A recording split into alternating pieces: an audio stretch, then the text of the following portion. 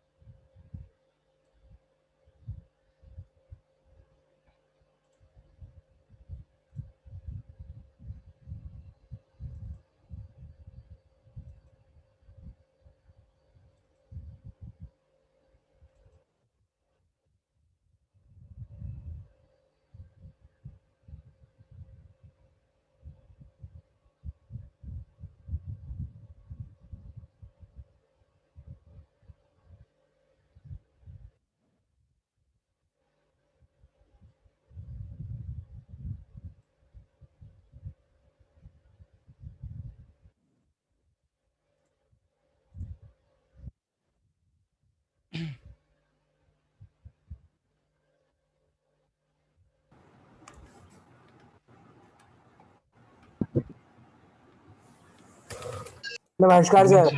Hello, हाय, good evening, नमस्कार, good evening, good evening, good evening, everybody fit and fine, सब ठीक है? Yes sir.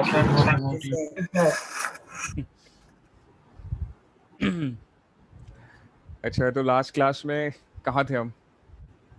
Sir federalism federalism. Yes sir. ठीक ठीक ठीक, थोड़ी देर वेट कर लें, तब तक कुछ लोग आ जाएंगे। 1-2 मिनट वेट कर लेते हैं, कुछ और लोग आ जाएंगे, फिर देन वील स्टार्ट।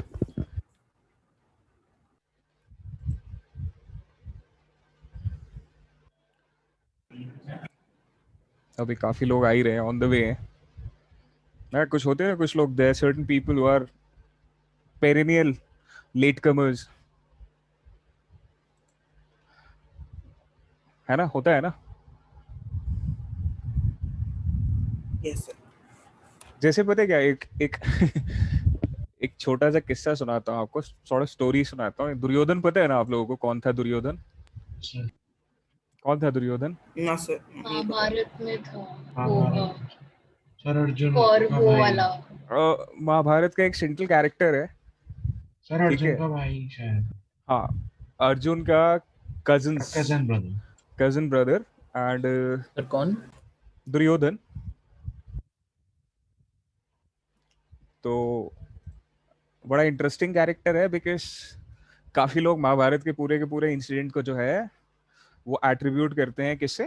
दुर्योधन से, ठीक है? बट हम वो एनालिसिस नहीं कर रहे। बट मैं एक सिंपल सा एक वाक्य बताता हूँ आपको। दुर्योधन से ना एक बार जैसे एजुकेटेड तो था ही दुर्योधन ऑब्वियसली, बिकॉज इन सब लोगों की एजुकेशन जो था वो एक ही साथ हुई थी, है ना। तो दुर्योधन से एक बार ऋषियों ने पूछा कि आपको ये मतलब, it was just before Mahabharata का वॉर होने वाला था ना, उससे जस्ट पहले ही दुर्योधन से ऐसी क्वेश्चन रेज किया कि आपको दिखाई नहीं दे रहा, मतलब आप इंटेलिजेंट हैं, आपको बेस्ट पॉसिबल एजुकेशन मिला है वर्ल्ड में, and can't you see that something bad will happen and you can stop it? Why aren't you doing anything?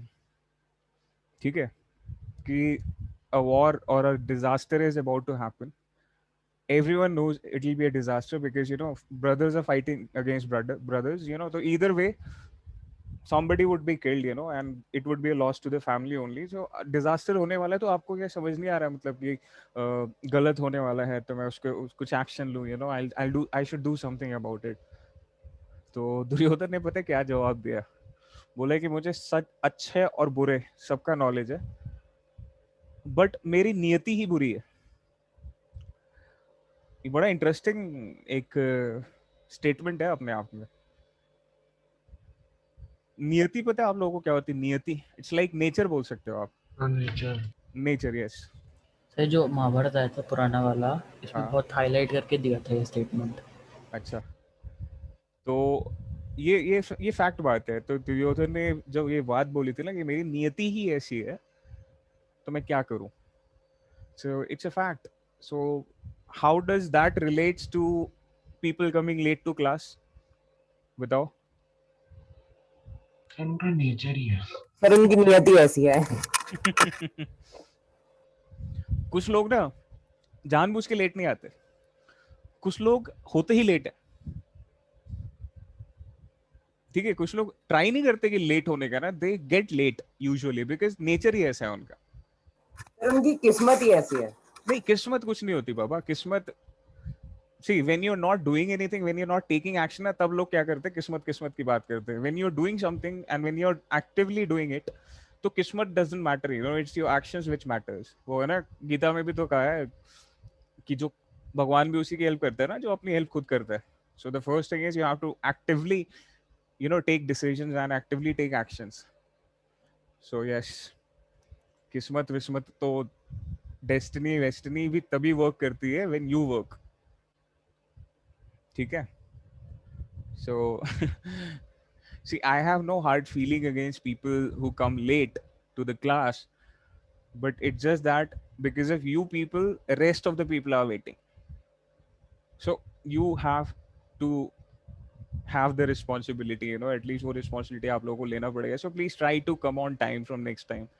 I hope everybody would be on time because it's no point ना कि आपके actions की वजह से कोई और somebody else is bearing the brunt of your actions. Jurisdiction list, अभी पढ़ेंगे हम उसको, अभी डिटेल में डिस्कस करेंगे। तो चलो मैं एक बार आउटलाइन कर देता हूँ कि आज हम लोग क्या क्या पढ़ने वाले हैं। तो सबसे पहले तो हम देखेंगे कि how is India a federal country? पहला टॉपिक तो ये है जो हम लास्ट क्लास में भी डिस्कस कर रहे थे और उसी को कंटिन्यू करेंगे। सही करनी लिया था।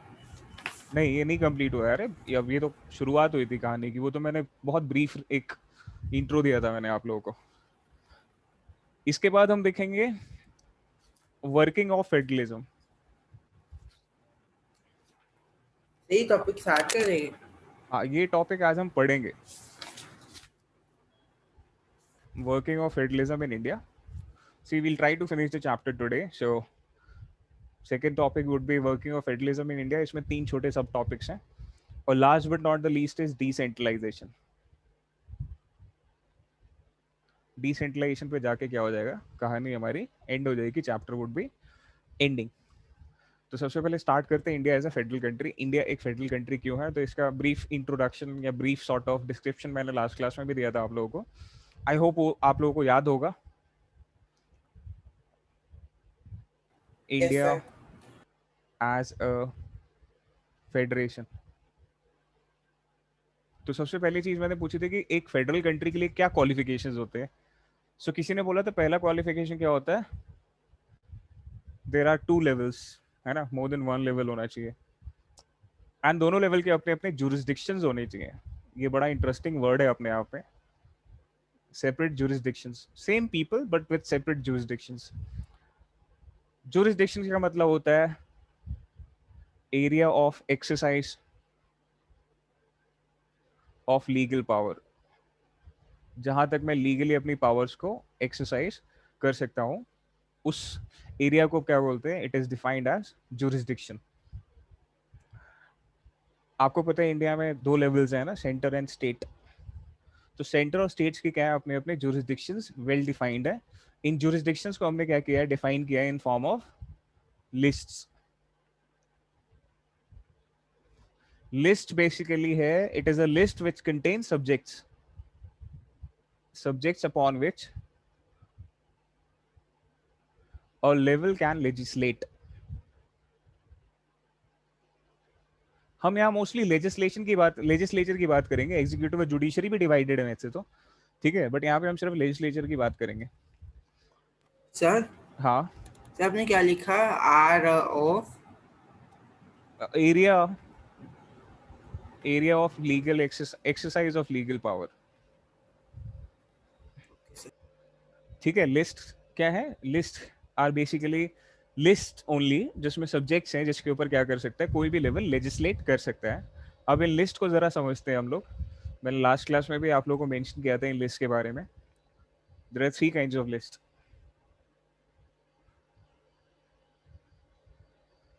कौन कौन सी? Union, state, concurrent. Concurrent. Union list वो लिस्ट है जिसमें मैटर्स ऑफ नेशनल इंपॉर्टेंस है। So all matters which are of national importance उनको क्या किया गया है? यूनियन लिस्ट में डाला गया है। इस पे only the centre can legislate. इसके ऊपर लॉ बनाने का जुरिस्डिक्शन किसका है? ओनली एंड ओनली सेंटर का है। एग्जाम्पल, डिफेंस, कम्युनिकेशन,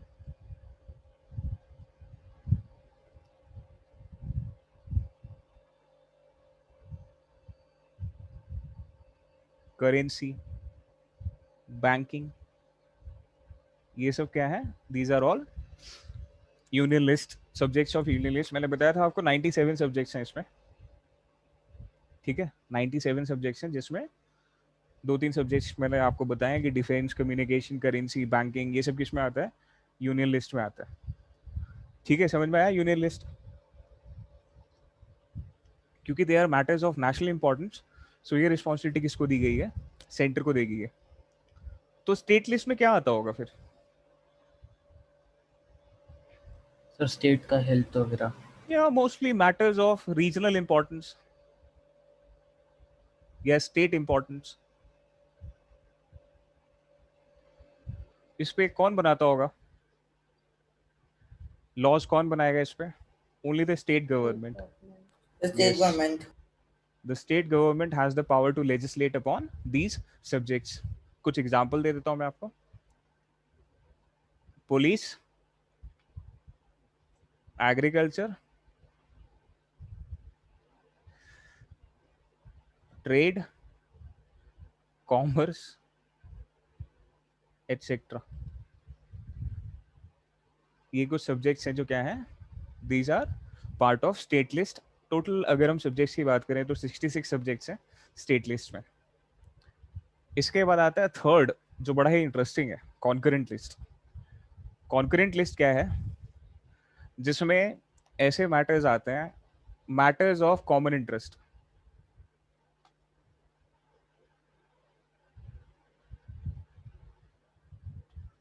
ठीक है, मैटर्स ऑफ कॉमन इंटरेस्ट, इनके ऊपर कौन लॉ बनाता है?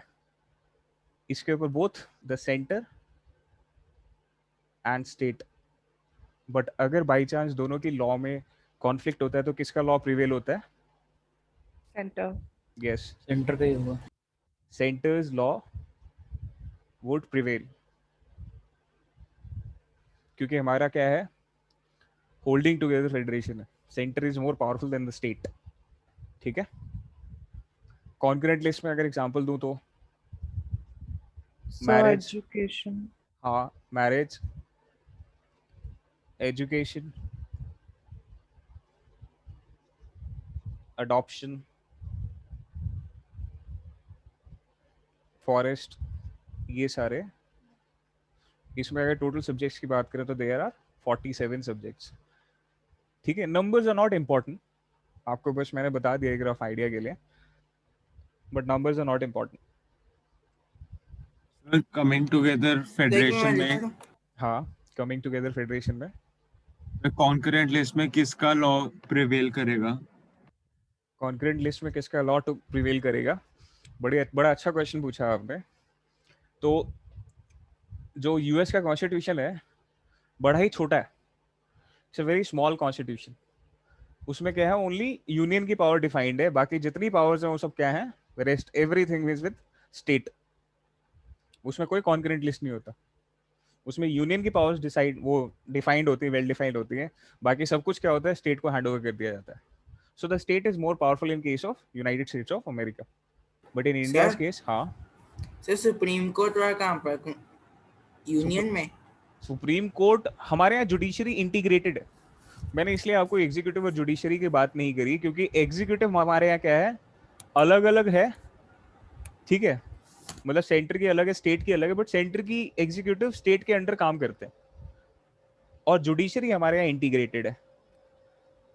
इंटीग्रेटेड का मतलब है लेवल्स तो है, स्टेट लेवल है, सेंटर लेवल है, बट ये स्टेट क्या आता है, सेंटर के अंडर में ही आता है. मतलब the state judiciary is directly under the control of central judiciary, independent नहीं है वो. और सर आपने कॉन्करेंट की पहली लाइन में क्या लिखा? Matters of common interest. और ठीक है. सर इस हाँ सर तो जैसे इंटीग्रेटेड होती है जुडिशरी, तो उसमें हाई लेवल का जो ऑर्डर होगा वो लोअर वाले को सरपास करेगा, तो बिल्कुल करेगा. तो फिर लोअर वाले कोर्ट में लोग अपील ही क्यों करते हैं? लोअर वाले कोर्ट में अपील ही क्यों करते हैं लोग? सर कोई फर्क तो पड़ेगा नहीं, क्योंकि अगर लोअर वाले कोर्ट में हार गए और अपर वाले में जीत गए तो विक्ट्री होनी की है. हाँ बिल्कुल सही बात है, बट जनरली क्या होता है, सुप्रीम कोर्ट जो है हाई कोर्ट्स के डिसीजंस को क्या करता है, रिव्यू करता है.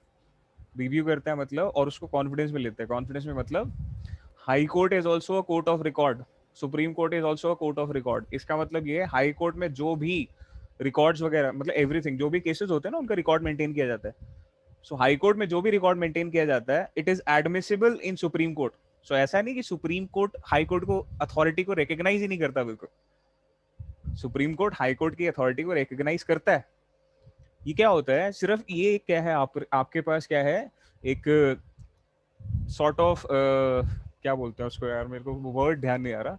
Sort of justice. मान लो कि अगर एक जगह हो सकता है कि जस्टिस आपको सही तरीके से ना मिले, तो at least you have a court of appeal, आप वहां पे अपील कर सकते हो. ऐसे तो हमेशा we start from subordinate court, then उसके बाद डिस्ट्रिक्ट कोर्ट, देन उसके बाद हाई कोर्ट, देन उसके बाद सुप्रीम कोर्ट. सो आपके पास क्या है, there are 3 levels of appeal. ये इसलिए होता है, ठीक है, कि जस्टिस शुड बी सर्व्ड. लेकिन इसका मतलब ये नहीं है कि डिस्ट्रिक्ट कोर्ट का अगर अपील हाई कोर्ट में चला गया तो हाई कोर्ट डिस्ट्रिक्ट कोर्ट की अथॉरिटी को ही बिल्कुल क्वॉश कर देगा. ऐसा कुछ नहीं. सुप्रीम कोर्ट बहुत मुश्किल से हाई कोर्ट के फैसले बदलता है, वरना मोस्टली क्या करता है हाई कोर्ट के, क्योंकि हाई कोर्ट में भी जो डिसीजन देता है हाई कोर्ट, वो भी क्या होता है, बेस्ड अपॉन एविडेंसेस होता है. अब कुछ नए एविडेंस आ गए तो उनको रिकंसिडरेशन करके सुप्रीम कोर्ट फैसला बदल सकता है. अदरवाइज क्या होता है, in most of the time Supreme Court upholds the judgment of High Court. ठीक है बाबा. और सुप्रीम कोर्ट क्या करता है, जब वो डिसीजन देता है तो एक बहुत ही बैलेंस्ड डिसीजन देता है. जैसे अभी राम मंदिर वाला इशू ले लेते हैं, हाई कोर्ट ऑफ इलाहाबाद ने क्या बोला था, वो पूरी लैंड को, जो 2.4 एकड़ की लैंड है, उसको 3 पार्ट्स में डिवाइड कर दो. ठीक है. बट सुप्रीम कोर्ट ने क्या किया, उस डिसीजन को रिव्यू करके उसको क्या कर दिया, आप सबको पता ही है कि उसका क्या डिसीजन आया, राइट. तो सुप्रीम कोर्ट क्या करता है, एक बहुत ही वेल बैलेंस्ड डिसीजन देने की कोशिश करता है. गलती होने के चांसेस बहुत ही कम होते हैं सुप्रीम कोर्ट में. इनजस्टिस होने के चांसेस बहुत ही कम होते हैं सुप्रीम कोर्ट में. ठीक है.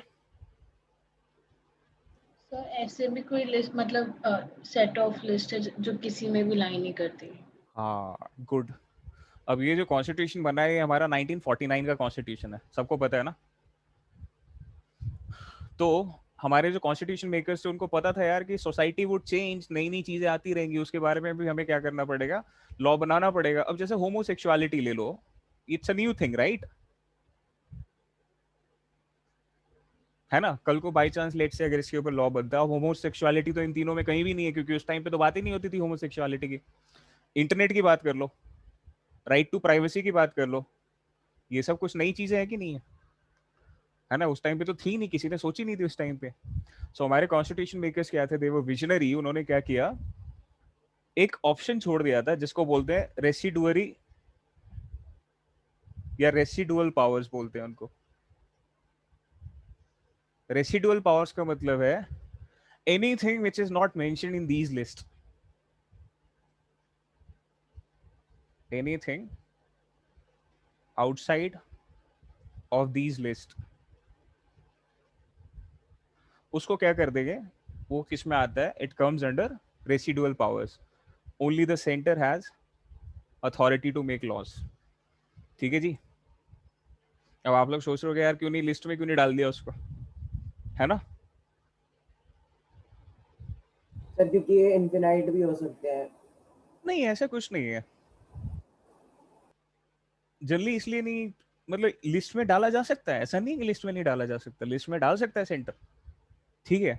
बट क्या होगा ना, वो एक फिर एक वो लेंदी प्रोसेस है. लेंदी प्रोसेस कैसे है? उसको फिर पार्लियामेंट में कॉन्स्टिट्यूशन को अमेंड करवाओ, बिल पास करवाओ दोनों हाउसेस में, उसके बाद स्टेट्स की लेजिस्लेशन से भी अग्रीमेंट लो, हाफ ऑफ द स्टेट्स से, फिर वो प्रेसिडेंट जाएगा के पास जाएगा, president would sign, then it become an act और कॉन्स्टिट्यूशन अमेंड होके बार बार कॉन्स्टिट्यूशन अमेंड करने की जरूरत ही ना पड़े. इसलिए ये स्कोप डाल दिया गया कि रेसिडुअल पावर्स करके एक हमने हमेशा के लिए एक वो बना दिया, स्कोप बना दिया कि कोई भी ऐसी चीज जो इन लिस्ट में नहीं आती है वो रेसिडुअल पावर्स में, and only the centre can legislate. So यहाँ सेंटर की सुप्रीमेसी दिख रही होगी आपको हर जगह ना. उसका रीजन ही ये है because we are coming, not coming together, we are holding together federations.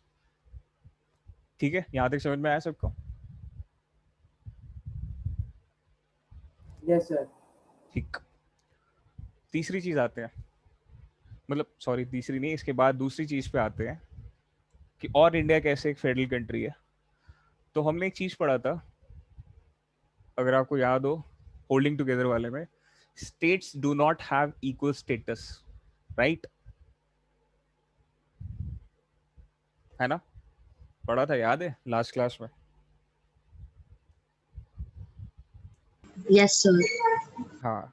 In holding together federations, which India is a classic example of, all states do not have equal status. So special status of, sir एक बार आप left में कर सकते हो मेरा एक चीज एक सेकेंड बाबा, थोड़ा नीचे. Sir residual power. Thank you. Special status of state. तो हमारे इंडिया में कुछ स्टेट्स हैं जिनको क्या है, स्पेशल स्टेटस था, मतलब था भी और है भी. आप लोगों को मोस्टली एक ही स्टेट के बारे में पता होगा, और वो कौन सा स्टेट था? Jammu and Kashmir. Kashmir. J&K. Sir पर अब तो वो भी हट गया. आर्टिकल 370, आर्टिकल 370 के थ्रू हमारे कॉन्स्टिट्यूशन में क्या था, जम्मू एंड कश्मीर को अलग अलग प्रोविजन, स्पेशल स्टेटस था. हाँ, कि उसका खुद का फ्लैग था. ठीक है, उसका खुद का फ्लैग था, उसका खुद का कॉन्स्टिट्यूशन था. ठीक है. और सेंटर के लॉज जो थे वो क्या थे, और भी बहुत सारे, और भी काफ़ी सारे मतलब स्पेशल स्टेटस के तौर पे जम्मू एंड कश्मीर को काफ़ी सारे प्रिविलेजेस थी. ठीक है. ठीक है, समझ में आ रहे हैं यहाँ तक? अब मैं बहुत ज़्यादा डिटेल में नहीं जा रहा हूँ बिकॉज ये अब कोई बात करने की ज़रूरत नहीं, क्योंकि ये तो रिवोक हो चुका है और अब कोई सेंस नहीं है इस चीज़ का. ठीक है. बट ये सिर्फ अकेला स्टेट नहीं है J&K जिसको स्पेशल स्टेटस दे रखा है हमारे कॉन्स्टिट्यूशन में. मैं आपको और भी एग्जांपल बता देता हूँ.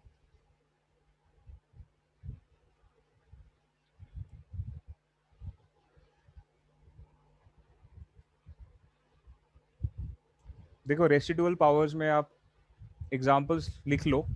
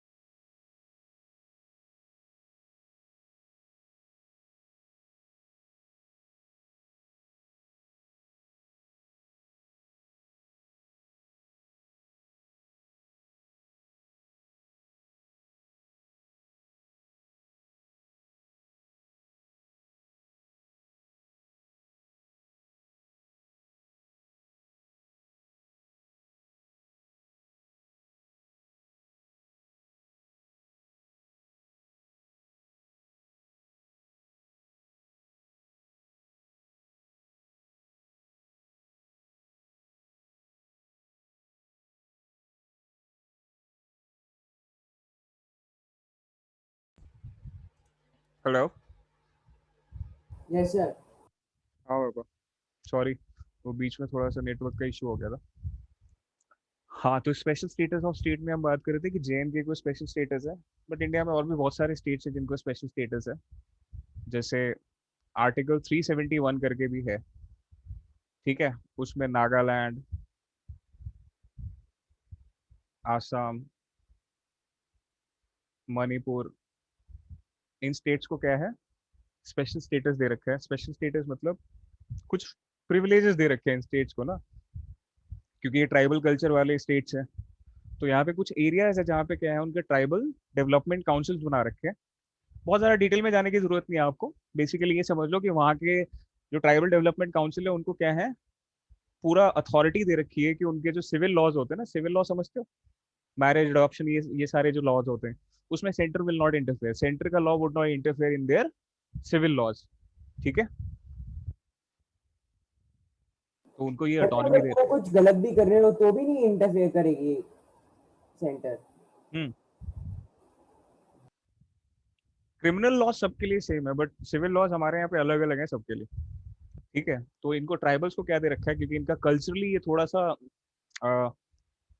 सॉर्ट ऑफ एक इंसुलेटेड कम्युनिटी है, अलग है from the main stream society. So इनकी उस कल्चरल आइडेंटिटी को बचाने के लिए इनको क्या दे रखा है, ऑटोनॉमी दे रखी है कि अपने सिविल लॉज ये खुद एडमिनिस्टर कर सकते हैं, सेंटर विल नॉट इंटरफेयर, ठीक है। इसका मतलब ये नहीं कि centre can not make laws, centre can, but वो लॉज क्या होना चाहिए, डेवलपमेंट काउंसिल के विजन से एक सिंक में होना चाहिए, ठीक है, तभी जाके वो लॉ एप्लीकेबल होगा उन एरियाज में। चलो ये type of coming together states हो गया। क्या चीज? Sir type of semi coming together states हो गया ना, कि आधा कमिंग टुगेदर और आधा होल्डिंग टुगेदर। बोल सकते हो, बट क्योंकि पूरे स्टेट को नहीं दे रखा हो, स्टेट्स में कुछ रीजन्स को दे रखा है। जैसे असम में सात रीजन्स हैं, नागालैंड में ऐसी कुछ डिफरेंट डिफरेंट डिफरेंट डिस्ट्रिक्ट्स हैं जिनको दे रखा है। ऐसा नहीं कि पूरे असम में ये चीज है। तो आप कमिंग टुगेदर स्टेट तो नहीं बोल सकते उसको, कमिंग टुगेदर फेडरेशन नहीं बोल सकते, क्योंकि स्टेट की अपनी इंडिपेंडेंट एग्जिस्टेंस नहीं है, कुछ रीजन्स को दे रखा है सिर्फ, ये स्पेशल प्रिविलेज मान लो इसको। इसके बाद आते हैं थर्ड। हाँ सर सेकंड पॉइंट में सेकंड का लिखा आपने फर्स्ट। नागालैंड, असम, मणिपुर। सर उससे पहले सेकंड पॉइंट में JNK आर्टिकल तो sir 370 okay. Constitution, flag and constitution.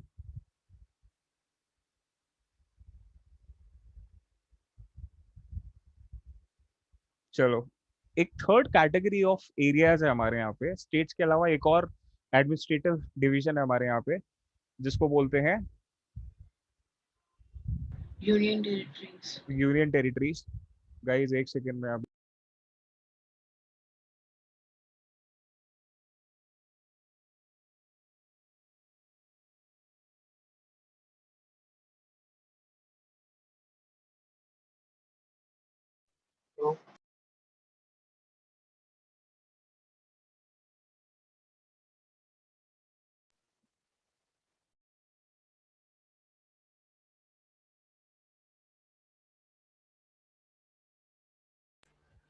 Hello. हाँ, थर्ड जो सेकंड किस्म के एडमिनिस्ट्रेटिव डिवीजन हमारे यहाँ, उनको बोलते हैं यूनियन टेरिटरीज। ये भी सुना होगा आपने। Yes sir. कितनी यूनियन टेरिटरीज है हमारे यहाँ पे? नो नौ। नहीं। क्या होते हैं यूनियन टेरिटरीज? हाँ सर टेरिटरीज जहाँ पे एक कोई कॉलोनी रूल करती थी, वो होती है। वो तो आपने बेसिस बता दिया, बट जहाँ पे स्टेट गवर्नमेंट नहीं होती और वो डायरेक्ट सेंटर के कंट्रोल के अंदर आता है। हाँ, बस सिंपल ये है कि territories administered by the centre या यूनियन। सर तो यूनियन टेरिटरी जो होती है, ऐसा क्यों होता है कि उसके अंदर सेंट्रल का ही रूल चलेगा? सेंटर का ही रूल क्यों चलेगा? Very good. जरूरत क्या पड़ी यूनियन टेरिटरीज बनाने की? स्टेट्स क्यों नहीं बना दिए, है ना? या स्टेट्स को ही क्यों नहीं दे दिए गए वो? यस सर, चंडीगढ़ जैसे यूनियन टेरिटरी है, उसको हाँ। सर पंजाब का ही एक सिटी मान लो यूनियन टेरिटरी में। बिल्कुल सही बात है। देखो ये अगर हमारे यूनियन टेरिटरीज, अगर हम, आपको पता ही होंगे यूनियन टेरिटरीज कौन कौन से है ना? Yes yes sir. सर। कौन कौन से है? Sir Lakshadweep, Delhi, Lakshadweep, Andaman Nicobar, Daman and Diu, Dadar and Nagar Haveli, Chandigarh, Jammu and Kashmir and Ladakh, Leh, और कौन सी है? स्टेट पुडुचेरी, नहीं बन गई थी पुदुचेरी, पुडुचेरी, पुदुचेरी, हाँ, और सर हो गए? अंडमान निकोबार, हाँ ठीक ये है, सब हो वो गया। बोल दिया था। हाँ, तो मतलब समझ में आ गया आपको यूनियन टेरिटरीज कौन कौन सी है। यूनियन टेरिटरीज क्यों बनाई, रीजन क्या था इनको? पहला रीजन ये था इनको यूनियन टेरिटरी बनाने का। अब ये बोलते हैं कि स्टेट क्यों नहीं बनाया, व्हाई नॉट स्टेट? क्योंकि अगर स्टेट समझ में आ गया, इनको स्टेट्स क्यों नहीं बनाया, तो समझ में आ जाएगा कि इनको यूनियन के कंट्रोल में क्यों रखा है। बेसिकली क्या था, या तो इनको एडमिनिस्ट्रेशन दे सकते थे, राइट, या फिर क्या कर सकते थे, इनका एडमिनिस्ट्रेशन अपने कंट्रोल में रख सकते थे, या इनको किसी स्टेट के साथ ज्वाइन कर सकते थे। सो इनको स्टेट ना बनाने का क्या रीजन था? पहला, रिलेटिवली स्मॉलर इन साइज। ये इतने छोटे हैं कि इनको स्टेट्स नहीं बनाया जा सकता था, फीजिबल नहीं था स्टेट बनाना। अब बहुत लोग सोच रहे होंगे यार गोवा भी तो छोटा सा स्टेट है, सिक्किम भी तो छोटा सा स्टेट है। सर वो उससे भी छोटे होंगे। हाँ है, अंडमान निकोबार तो बड़ा ही है एटलीस्ट। चंडीगढ़ भी बड़ा है, चंडीगढ़ भी, जम्मू कश्मीर भी, लद्दाख भी। जम्मू कश्मीर भी काफी बड़ा है। लद्दाख भी काफी बड़ा ही है। तो भैया ऐसी बात है कि सिक्किम को स्टेट बनाने का रीजन ये है कि सिक्किम एक प्रिंसली स्टेट था, उसने ज्वाइन ही इसी कंडीशन पे किया था। ठीक है, Goa was under the control of Portuguese when it was liberated on the condition that उसको क्या दिया जाएगा, अपनी एडमिनिस्ट्रेटिव पावर्स दी जाएंगी। ठीक है, अब बात आती है यहाँ पे इन जो बाकी जो यूनिट टेरिटरीज हैं वो, उनको हमने स्टेट क्यों नहीं बनाया? तो एक रीजन ये था कि उनका साइज बहुत छोटा है, उनको स्टेट बनाना फीजिबल नहीं है। क्योंकि स्टेट बनाने के बाद क्या होता है ना, आपको क्या करना पड़ता है, वहाँ पे एडमिनिस्ट्रेटिव बिल्डिंग्स बनानी पड़ती है, सब कुछ पूरा एडमिनिस्ट्रेशन का वो बनाना पड़ेगा, चैनल बनाना पड़ेगा आपको, वहाँ पे एग्जीक्यूटिव डिपार्टमेंट बनाना पड़ेगा आपको, वहाँ जुडिशरी बनानी पड़ेगी। तो ये एक अपने आप में एक टास्क है। ये इतने बड़े हैं नहीं कि यहाँ पे ये सारी चीजें बनाई जाए, फीजिबल नहीं है। यहाँ पे बना तो सकते हैं बट फीजिबल नहीं है, पॉपुलेशन भी नहीं है इतनी इनकी। दूसरा रीजन था इनको स्टेट ना बनाने का, that is far more important, कि इनका कल्चरल डिस्टिंक्टिवनेस है। सर जो आप साइज की बात कर रहे हो, जैसे सर पुडुचेरी है सर, हम उसको एक सिटी डिक्लेयर करके एक तमिलनाडु की सिटी कर सकते हैं। सिटी के हिसाब से वो रीजन बहुत बड़ा है, सिटी के हिसाब से पुडुचेरी इज वेरी बिग। इसलिए उसको डिवाइड करना पड़ेगा आपको, क्या करना है, एडमिनिस्ट्रेटिव जोन्स में डिवाइड करना ही पड़ेगा। तो सिटी के हिसाब से काफी बड़ा है वो। दूसरा रीजन जो था ना इनको यूटी बनाने का, वो था इनकी कल्चरल डिस्टिंक्टिवनेस। कल्चरली ये क्या है, अपने पड़ोसी स्टेट से बिल्कुल अलग है। ठीक है, it is very true for Lakshadweep जहाँ पे ट्राइबल कल्चर है, it is very true for Andaman क्योंकि वहाँ पे ट्राइबल कल्चर, और उनको तो वैसे भी स्टेट का हिस्सा नहीं बना तो सकते। चंडीगढ़ के लिए क्यों होता? अब सुनो तो सही, it is very true for Daman and Diu and Dadra and Nagar Haveli जहाँ पे पोर्चुगीज कल्चर था। It is very true for Puducherry जहाँ पे फ्रेंच कल्चर था।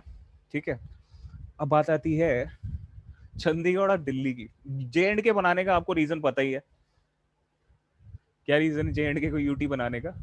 370। हाँ, उसका रीजन 370 था।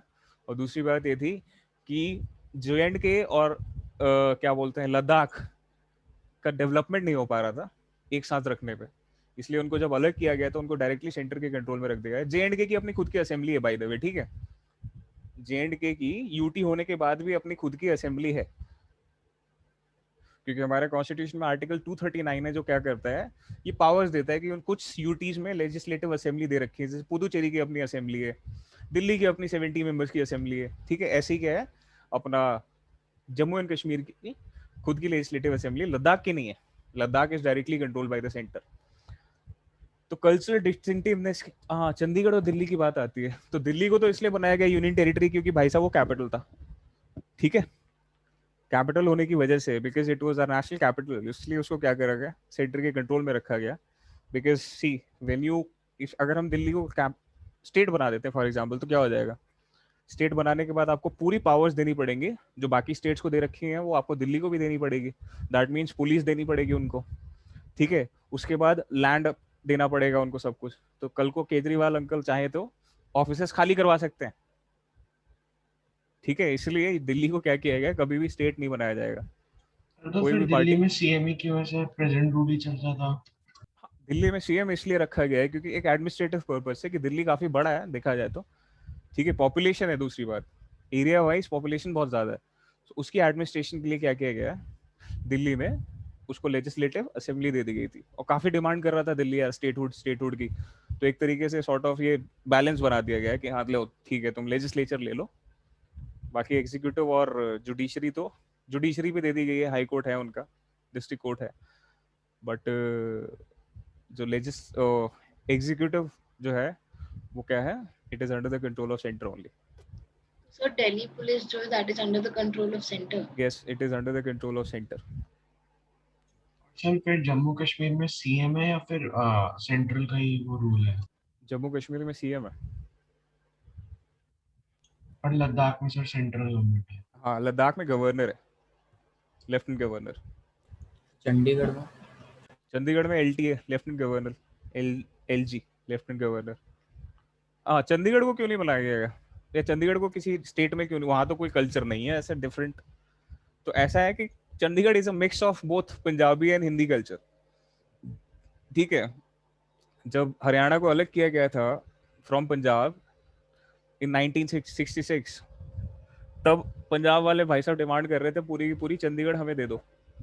हरियाणा वाले भाई साहब कॉम्प्रोमाइज करने को तैयार नहीं थे, नहीं चंडीगढ़ हम कैसे दे दें, चंडीगढ़ में तो हमारा कल्चर भी है, हिंदी स्पीकिंग पॉपुलेशन भी है।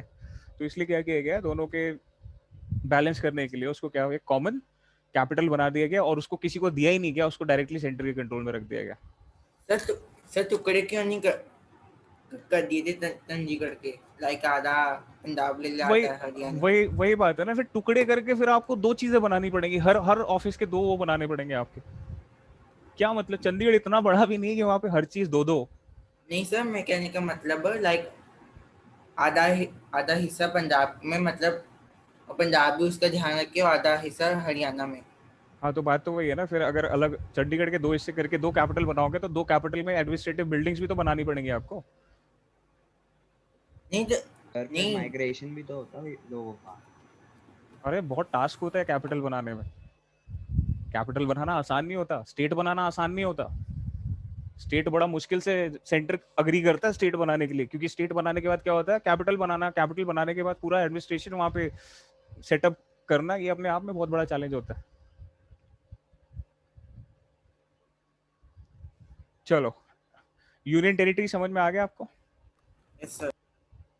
ठीक है, इसके बाद आते हैं एक और, हमने फीचर्स ऑफ फेडरलिज्म में पढ़ा था कि बेसिक प्रिंसिपल और fundamental provisions of the constitution can not be changed by any one level, right. तो वो यहाँ पे भी है, ठीक है, कि कुछ बेसिक स्ट्रक्चर है, बेसिक स्ट्रक्चर ऑफ कॉन्स्टिट्यूशन है, इसको तो चेंज ही नहीं कर सकते, ठीक है। बेसिक स्ट्रक्चर ऑफ कॉन्स्टिट्यूशन है, इसको तो आप बिल्कुल चेंज नहीं कर सकते। इसके अलावा भी क्या है, there are some fundamental provisions which requires consensus of both levels। इसके मैंने एग्जांपल पिछली बार भी दिए थे आपको, जैसे स्टेट बनाने की बात हुई थी, तो उसका बिल क्या होता है, स्टेट्स को सारे स्टेट से एग्रीमेंट लेना पड़ता है उसका, ठीक है। समझ में आ गया?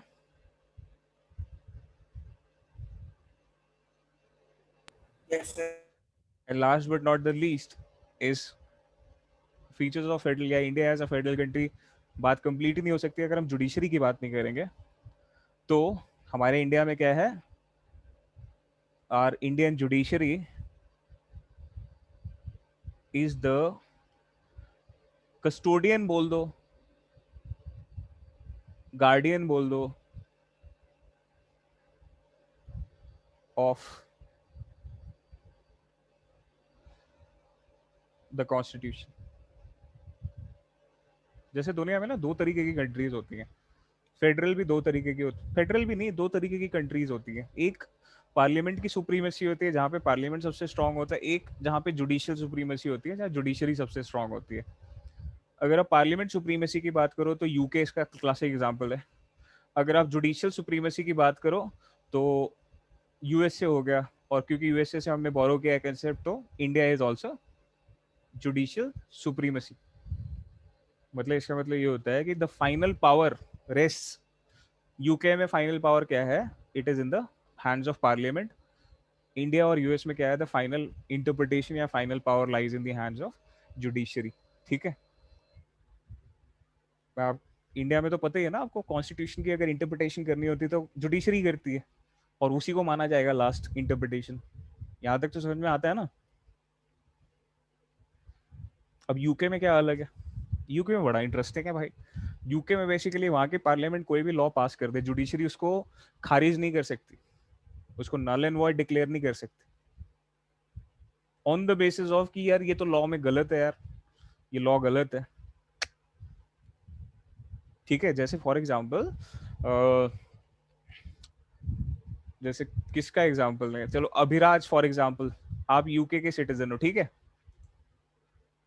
और कल को एक बिल पास होता है, यूके की पार्लियामेंट एक बिल पास करती है जिसमें आपको बोला जाता है कि थेम्स नदी से बांध के फेंक दिया जाएगा आपको बड़े पत्थर के साथ छाती में। ठीक है, अभिराज हो यहाँ पे?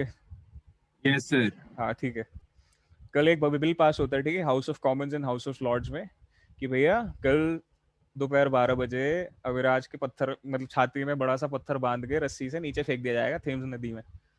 ठीक है, the judiciary can not struck the law, जबकि सबको दिख रहा है प्रोविजंस क्या है उसके, right? It's not a very good law, but उसमें जुडिशरी कुछ नहीं कर सकती। जुडिशरी क्या कर सकती है, सिर्फ ये देख सकती है कि ये लॉ सही तरीके से पास हुआ है ना।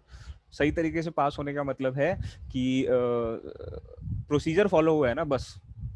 वो लॉ को वो नहीं कर सकती कि यार लॉ गलत है, यार ये तो यार बंदे के साथ गलत हो रहा है, उस बेसिस पे वो स्ट्रक नहीं कर सकती। इंडिया में ऐसा हो सकता है, जैसे अभी ट्रिपल तलाक पता है ना आप लोगों को, जुडिशरी ने खारिज कर दिया था,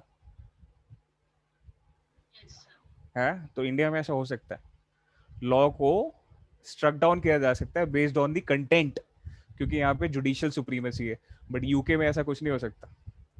सर तो फिर यूके में लॉज ही क्यों है अगर उनको हम किसी भी टाइम लाइक पार्लियामेंट को कर सकते हैं?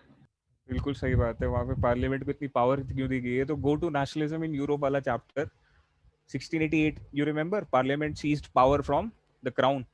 Yes sir. हाँ, और उन्होंने क्या किया था, क्राउन से सारी पावर लेके पार्लियामेंट को दे दी गई थी, और फिर वही चला आ रहा है। और क्योंकि यूके की पब्लिक पागल नहीं है, यूके में क्या है, people are educated, free speech है वहां पे, सो पार्लियामेंट ऐसा करती भी नहीं। There's a general agreement between the parliament and the public कि parliament would work for the welfare of the society। ठीक है, तो वहां पे ज्यादा प्रॉब्लम नहीं होती इस चीज को लेके, क्योंकि people are aware, people are educated and they can question government.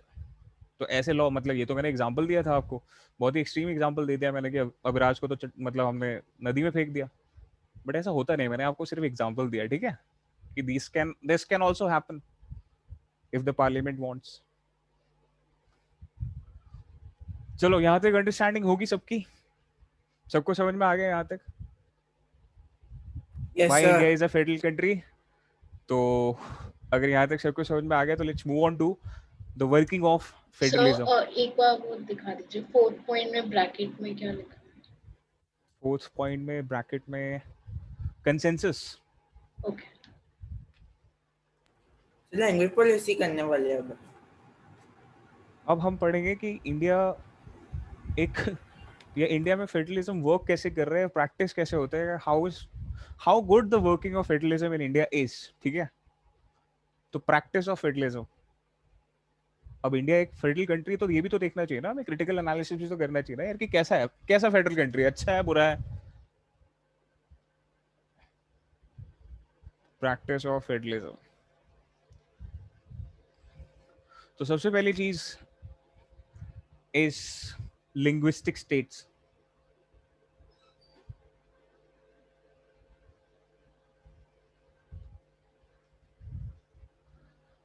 Linguistic states तो सबको समझ में आ ही गया होगा लिंग्विस्टिक स्टेट्स क्या होते हैं. क्या होता है लिंग्विस्टिक स्टेट्स? तो जिनकी कोई स्पेसिफिक लैंग्वेज हो. नहीं, creation of states on the basis of language. Sir हाँ, मतलब इससे नहीं है, पर मैंने एक टर्म सुना था, रेयरेस्ट ऑफ द रेयर, वो क्या होता है?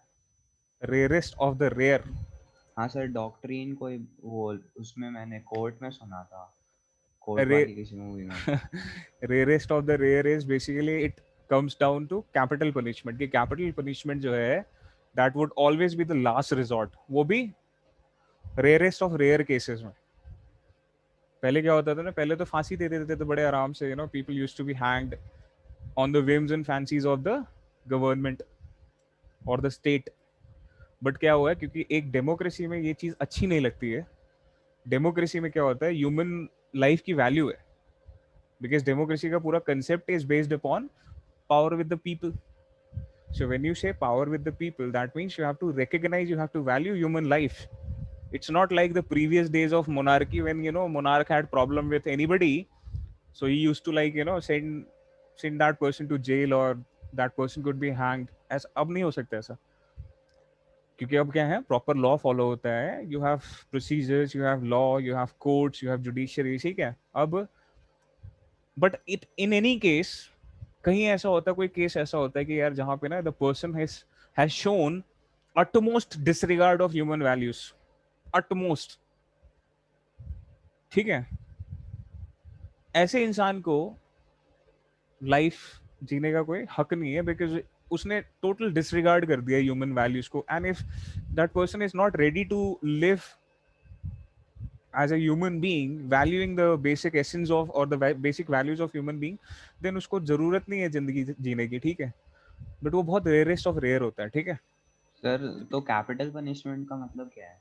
कैपिटल पनिशमेंट मौत की सजा. अच्छा. हमारे यहाँ मौत की सजा कैसे देते हैं? हैंगिंग. सर बस एक ही तरीका है? हाँ, अलग अलग कंट्रीज में अलग अलग तरीके से दिया जाता है. ठीक है. जैसे यूएस में क्या होता था, इलेक्ट्रिक चेयर. बट आजकल क्या होता है, वहाँ पे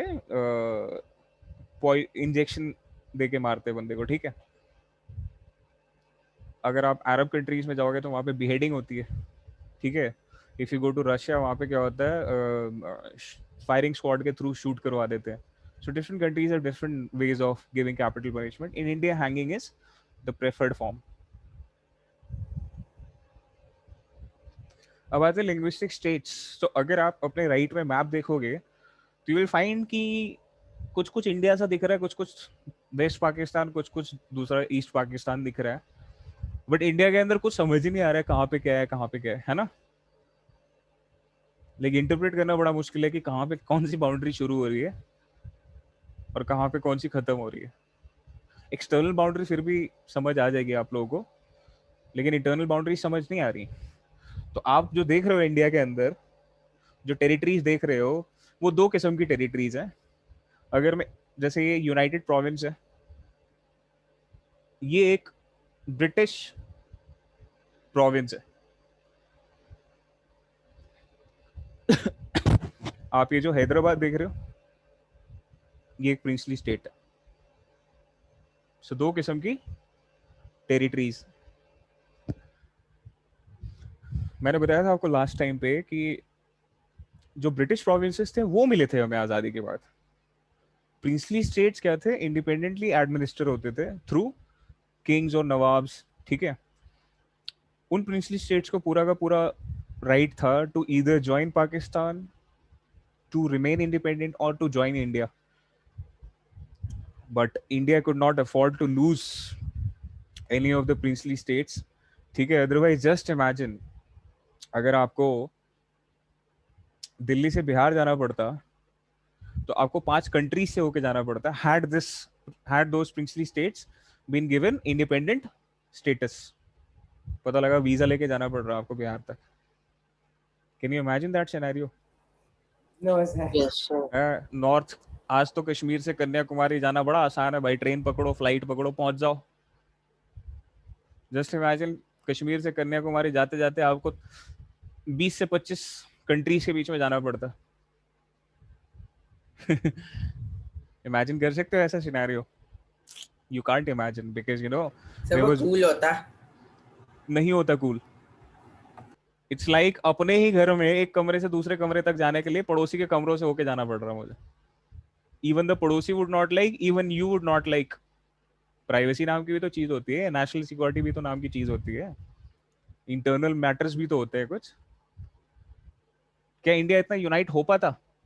अब सपोज फॉर एग्जाम्पल जैसे ये राजपूताना दिख रहा है आपको, ठीक है, ये एक प्रिंसली स्टेट हुआ करता था, काफी सारे प्रिंसली स्टेट्स का कलेक्शन था। सपोज दिल्ली से मुझे जाना है ये राजपूताना है, ठीक है, दिल्ली से मुझे जाना है गुजरात। गुजरात में सपोज कोई प्रॉब्लम होती है, हाँ सपोज देयर आर रायट्स इन अहमदाबाद, अहमदाबाद में दंगे हो रहे हैं, दिल्ली से मुझे जाना है अहमदाबाद टू चेक, ठीक है। शॉर्टेस्ट रूट क्या है? ये हो गया शॉर्टेस्ट रूट, सॉरी अहमदाबाद तो इधर है एक्चुअली, ये हो गया शॉर्टेस्ट रूट, है ना। डिस्प्लेसमेंट पढ़ा है ना आप लोगों ने साइंस में, आप लोग तो ज्यादा, आप लोग मुझसे ज्यादा साइंस जानते हो। The shortest path is displacement, right?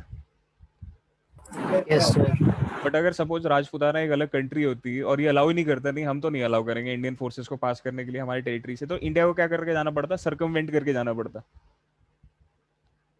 Problematic होता कि नहीं होता? Yes sir. आज तो क्या है, गुजरात में कोई प्रॉब्लम होती है, राजस्थान की फोर्सेस को भेज दो। तो ये हमारे एक नेशनल इंटेग्रिटी के लिए बहुत इंपॉर्टेंट था कि इन टेरिटरीज को भी हम क्या करें, कंसोलिडेट करें into India, and it was successfully done by Sardar Patel, जिसके लिए he is also referred as Bismarck of India. अब आपको पता ही होगा बिस्मार्क कौन था? Otto von Bismarck. Otto von Bismarck, जिसने जर्मन स्टेट्स को यूनिफाई किया था। सर ऐसे जब वो सरदार वल्लभ भाई पटेल गए थे वो सारे स्टेट्स में, तो उन्होंने क्या कहा होगा उनसे प्रिंसेस स्टेट्स को ज्वाइन करने को? उनके पास कोई वजह थी ऐसे? बट बिस्मार्क से भी ज्यादा तगड़ा अगर काम किसी ने किया था तो वो पटेल साहब ने किया था, क्योंकि बिस्मार्क ने कितने स्टेट्स को, कितने जर्मन स्टेट्स को यूनिफाई किया था बिस्मार्क ने? 39 जर्मन स्टेट्स को बड़ी बड़ी यूनिफाई किया था। पटेल साहब ने 565 प्रिंसली स्टेट्स, 565 प्रिंसली स्टेट्स को यूनिफाई किया था पटेल साहब ने। पटेल साहब की जो पॉलिसी थी ना यूनिफाई करने की, यार इस पे कभी और डिस्कशन करेंगे, ठीक है, कभी आएगा बीच में तो मैं बताऊंगा आपको कि क्या, but basically carrot and stick policy थी उनकी। पहले कैरेट खिलाओ, पहले प्यार से बोलो आ जाओ, और अगर नहीं माने तो फिर उनको थोड़ा सा अड़काओ, ठीक है। तो ये पॉलिसी थी। तो अगर ये 565 भी अलग रहता तब तो इंडिया के पास इतनी तो पावर थी, मतलब यूनिफाइड इंडिया के पास इतनी पावर तो थी कि वो नहीं, यूनिफाइड इंडिया के पास इतनी पावर नहीं थी, because the circumstances in which India became independent were very bad. There was division of army, there was division of police, there was division of assets. Indian economy was in bad shape, ठीक है। Partition related killing, refugee problem, displacement of people, violence in many areas. India was not in a strong position to even annex. Forcefully कर भी लेता suppose, तो क्या था, पाकिस्तान चुप थोड़ी बैठने वाला था फिर। पाकिस्तान तो वैसे ही चाह रहा था कि, पाकिस्तान तो ये भी चाह रहा था कि हैदराबाद ले लें हम। अब एक बात बताओ, ये इसमें कोई लॉजिक है पाकिस्तान का हैदराबाद लेना? सर कौन सा हैदराबाद सर, जो इंडिया में है? No sir. हाँ हैदराबाद जो इंडिया में, ये प्रिंसली स्टेट दिख नहीं रहा, ये हैदराबाद सबसे बड़ा। सर वो तो बांग्लादेश भी मतलब लेना चाहते थे। बांग्लादेश तो है था ही उनका, ये तो था ही था, ये ईस्ट पाकिस्तान था। Yes sir. It was east Pakistan. ये तो बाद में जाके 1971 में बांग्लादेश बना।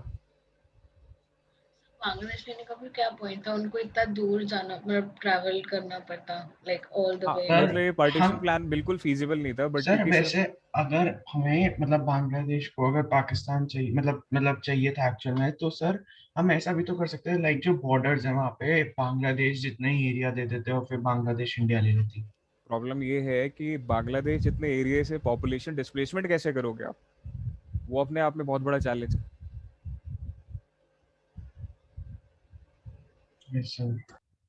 ठीक है। हाँ अब पाकिस्तान क्या चाहता था, हैदराबाद ले ले वो, उसका पूरा पूरा मूड था हैदराबाद लेने का। Now is there any practical utility in gaining Hyderabad? क्योंकि पाकिस्तान को अगर हैदराबाद जाना तो इंडिया के थ्रू ही होके जाएगा ना, चाहे पानी से आए, चाहे जमीन से आए, चाहे हवा से आए, आएगा तो इंडिया के थ्रू ही ना। Yes sir. और इंडिया अगर मना कर देता इंडिया अगर मना कर देता तो पाकिस्तान क्या कर लेता फिर? सर चाइना की तरफ से भी को जा सकते हैं, चाइना की तरफ से। चाइना की तरफ से कैसे मतलब? सर मतलब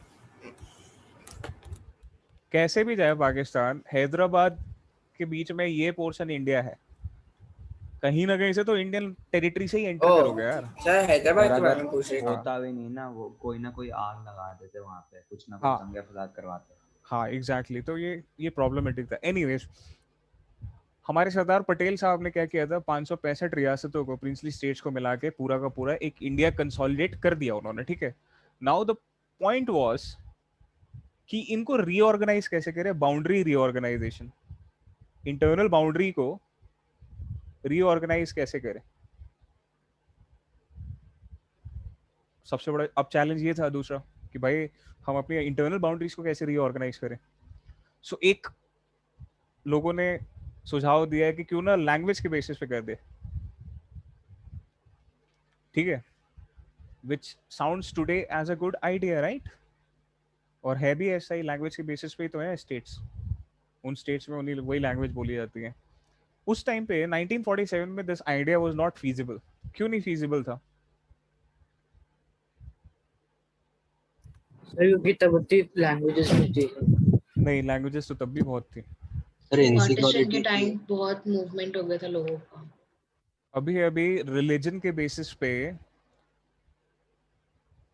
2 हिस्से अलग हो गए थे इंडिया से, है ना। इंडिया कुड नॉट अफोर्ड कि कहीं लैंग्वेज के बेसिस पे ऐसा पोलराइजेशन हो और फिर वो भी अलग होने की बात करें। क्योंकि मैंने लास्ट क्लास में, अगर आपको याद हो, तो मैंने तमिलनाडु का एग्जांपल दिया था कि तमिलनाडु वाले अपने आप को अलग ही मानते थे, और तमिलनाडु में एक मूवमेंट भी चलाया था उन्होंने कि south India should be a separate India. South India was, मतलब यहाँ पे चला था तमिलनाडु में एक मूवमेंट, ठीक है। और द्रविडियन मूवमेंट बोलते हैं उसको, कि पूरा का पूरा south is a different culture, Dravidian culture, तो ये क्या होना चाहिए, it should be separate from the north India, ठीक है। बट ऐसा हुआ नहीं ऑब्वियसली। नाउ तो अब समझ में आ रहा है लैंग्वेज के बेसिस पे क्यों नहीं पहले हमारे लीडर्स एग्री कर रहे थे कि language is not a very good idea, because they had their own reservations regarding polarisation. But फिर हुआ क्या, कुछ इंसिडेंट्स ऐसे हुए थे कि the first state of Andhra Pradesh was, they had to forcefully create the first state of Andhra Pradesh. और फिर जब आंध्र प्रदेश क्रिएट कर दिया तो क्या हो गया, 1956 में स्टेट्स रीऑर्गेनाइजेशन एक्ट पास हुआ and 14 states, 6 UTs were created, ठीक है। रीऑर्गेनाइजेशन करके ये जो 565 रियासतें प्लस 13 ब्रिटिश प्रोविंसेस, इन सबको जोड़ जाड़ के क्या किया गया था, रीऑर्गेनाइज करके दे वर रीऑर्गेनाइज्ड इनटू 14 स्टेट्स एंड 6 UTs। उस टाइम पे ये जो 14 स्टेट्स थे बहुत बड़े बड़े थे, बाद में ये भी टूटते गए। जैसे पूरा गुजरात और महाराष्ट्र मिला के they used to be a Bombay state. Sir हाँ सर, इस ये जो डिवीजन हुआ था इसमें भी एक मुझे डाउट आता है कि इसमें लोगों ने अपना अलग स्टेट फिर से क्यों नहीं शुरू कर दिया। मतलब जैसे अब उनको स्टेट बना ही दिया, उनका लैंग्वेज के बेसिस पे उनको अलग कर ही दिया है, तो फिर वो अपना अलग कंट्री क्यों नहीं बना रहे? अलग कंट्री क्यों नहीं बना लेते?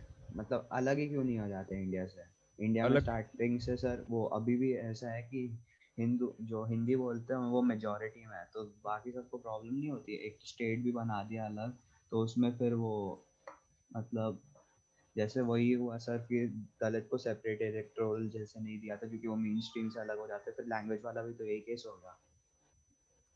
बिल्कुल हो सकता था, ये केस हो सकता था, और ये प्रॉब्लम आज फेस कर रहे हैं हम लोग, क्योंकि अब जाके लैंग्वेज के बेसिस पे क्या हो रहा है, पोलराइजेशन हो रहा है, specially in the states of Tamil Nadu and Kerala.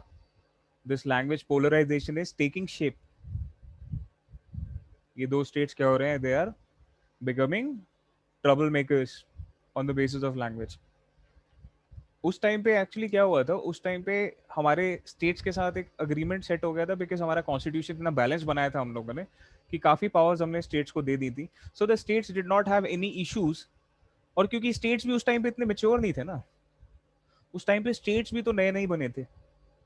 और दूसरी बात ये थी, एक रीजन ये था कि why did the states not started secessionist movement.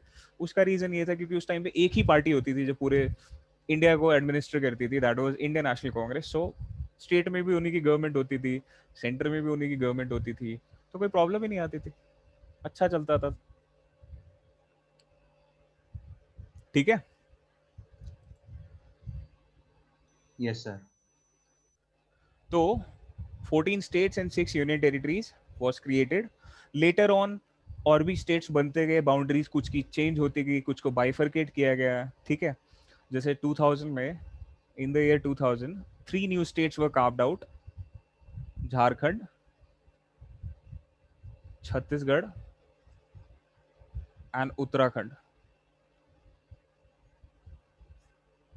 आपको पता है कि कौन कौन से स्टेट से अलग हुए हैं? झारखंड बिहार से अलग हुआ, छत्तीसगढ़ एमपी से अलग हुआ, उत्तराखंड यूपी से अलग हुआ। और अभी लेटेस्ट देखा जाए तो 2014 में क्या बना था? तेलंगाना, जो किससे अलग हुआ था? आंध्र प्रदेश से। सर किस बेसिस पे अलग हुआ था तेलंगाना? हाँ सर। इनका एक तो हिस्टोरिकल पर्सपेक्टिव था कि हम हमेशा से ही अलग थे। ठीक है, हमें आंध्र प्रदेश के साथ जबरदस्ती डाल दिया गया था 1953 में। ये अपने आप को हमेशा से ही अलग वो करते थे, मान के चलते थे। और उसका रीजन यही है कि थोड़ा बहुत कल्चरल एक इनका पोलराइजेशन है कि ये अपने आप को थोड़ा सा from the main stream population of Andhra Pradesh से थोड़ा अलग मानते हैं ये लोग अपने आप को। So there are certain cultural dissimilarities and that is why Telangana state was created. और काफी पुरानी डिमांड थी ये ना, तेलंगाना निजाम के टाइम से, मतलब हैदराबाद जब एक प्रिंसली स्टेट होता था तो तेलंगाना का area was under the control of Nizam of Hyderabad. तो उसी टाइम से ये लोग 1946 से ये मूवमेंट चल रहा था कि they were asking for a separate statehood. Finally जाके 2014 में हमने उसको बनाया था। तो हमने क्या किया था 1956 में, जब states were created, they were created on the basis of language. ठीक है, लैंग्वेज इन कॉमन कल्चर। ऐसे एरिया जहाँ पे लैंग्वेज सेम थी और जहाँ पे कल्चरल सिमिलैरिटीज थी, उनको क्लब करके क्या बना दिया गया? स्टेट बना दिया गया। Boundaries were redrawn. बट 2000 में जो ये 3 स्टेट्स बने हैं, द स्टेट ऑफ दिल्ली का जो सबसे पुराना नाम है वो है धिलीका, जो तोमरों के टाइम से थी। तोमर्स थे जिन्होंने दिल्ली कैपिटल बनाया था। और उससे पहले हिस्टोरिकल जाएंगे तो इंद्रप्रस्थ, जो पांडवों की कैपिटल थी। तो इंद्रप्रस्थ तो पता ही है ना आपको, दिल्ली में। वही इंद्रप्रस्थ जो था, that was the capital of Pandavas. And वही हिस्ट्री में कंटिन्यूटी में आते आते इन 10th century Dillika was made the capital of, yeah, the same region was named as Dillika by the Tomers. With time Dillika became Delhi, because again pronunciation issues of Britishers, they could not pronounce complex names, so they used to simplify names according to their suitability. तो यहाँ, हाँ, मैं ये कह रहा था कि 2000 में जो 3 स्टेट्स क्रिएट हुए थे ना, झारखंड, छत्तीसगढ़, उत्तराखंड, ये स्टेट्स लिंग्विस्टिक बेसिस पे नहीं बने by the way.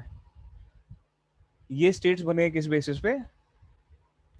Cultural basis पे, कल्चरल एंड डेवलपमेंट बेसिस पे। ठीक है, कल्चरल एंड डेवलपमेंट कैसे? झारखंड और छत्तीसगढ़ देखे तो ये प्योरली ट्राइबल पॉपुलेशन है। उत्तराखंड देखा जाए तो कल्चरल डिसिमिलैरिटी विथ यूपी। ये उत्तराखंड की पॉपुलेशन का कल्चर थोड़ा अलग है, थोड़ा नहीं काफी अलग है यूपी से, भाषा भी अलग है। ठीक है, और जब ये अपने स्टेट्स के साथ में जब ये ज्वाइंट थे तो इन रीजन्स का डेवलपमेंट नहीं हो पाता था, इसलिए क्या किया गया? स्टेट्स को बाइफरकेट करके इन एरियाज को इंडिपेंडेंट स्टेटहुड दे दी गई थी, सो एज इनका रीजनल डेवलपमेंट अच्छे से हो पाएगा। यहाँ तक क्लियर है सबको? Yes sir. तो जहाँ तक था हमारा लिंग्विस्टिक स्टेट्स का जो एक आइडिया था ना, जो जिसको हमारे लीडर्स पहले रेजिस्ट कर रहे थे, it is working so far so good, ठीक है, सही काम कर रहा है। बट द पॉइंट इज कुछ कुछ प्रॉब्लम्स अब निकल के आ रही हैं, दिखनी स्टार्ट हो रही हैं, जैसे मैंने 2 स्टेट्स बताई हैं आपको। यार देखो, प्रॉब्लम्स तो हमेशा ही चलेंगी फेडरेशन के अंदर, और वो भी उस फेडरेशन के अंदर जहाँ पे क्या है, डाइवर्सिटी बहुत है, वहाँ पे तो हमेशा कुछ ना कुछ। और क्योंकि हमारे बगल में 2 कंट्रीज ऐसी हैं which are not friendly, they can't see India as a stable country, तो कुछ ना कुछ स्पार्क करते रहते हैं।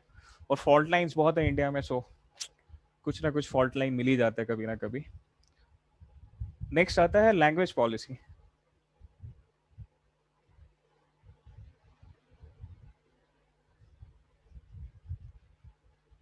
लैंग्वेज पॉलिसी का मतलब है, ये जो स्टेट्स बनाए थे, अब स्टेट्स तो बना दिए गए थे।